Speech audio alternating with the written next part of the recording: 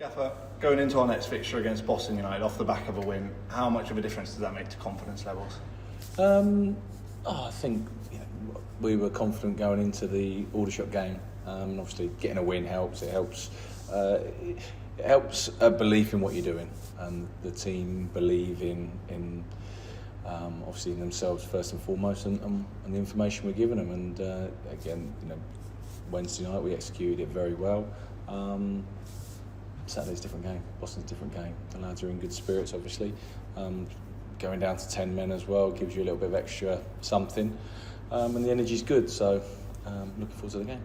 Yeah, have you had more time to reflect on Wednesday's performance and how well the lads did in different aspects of the game? Well, we watch everything back, obviously, and analyse what we can, and try to give the guys the good information on what we can do better and what was very good.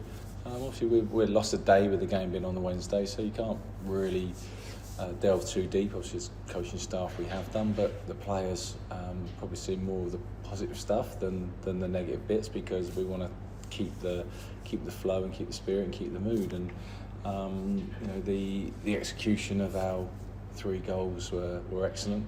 A couple of moments defensively that cost us with the referee's decision. So it's trying to learn as quickly as you can and take that into sort of moments on Saturday where we can improve. And if everything comes together as it did the other night, then we'll have a strong performance.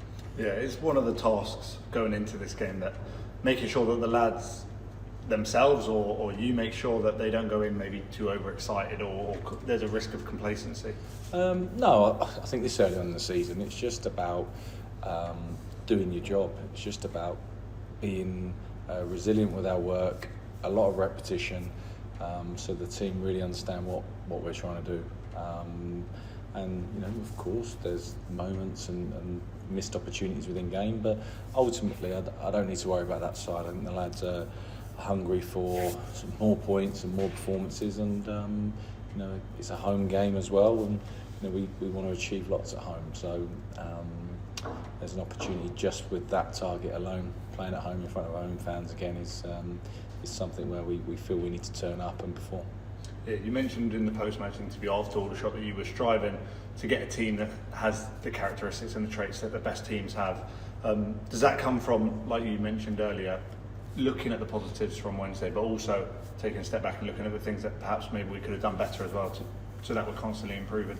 I think when I was referring to that, you're down to 10 men and you're winning the game, you don't lose the game. You show a defiance and a mentality to not be beat and not concede late on, and that was what I meant about that's what the best teams have.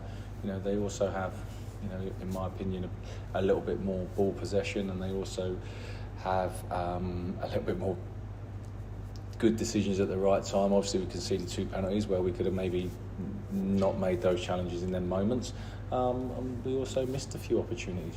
We had some big chances. So I think the best teams do everything. The best teams defend well. They have the mentality to run, the mentality to want to score goals, and ultimately perform to their best of their ability week in, week out. And then it's about the drive, the inner core of the group really pushing us on. And this one win from 3 games, which someone reminded me on social media. So I'm quite, we're very, very understanding where we are, but we want to, we want to improve as where we can and as often as we can and be the best team we can be.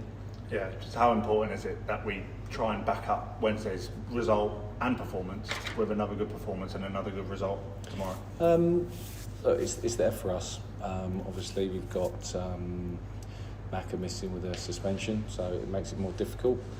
It's unlikely that we'll have anyone joining the group before tomorrow.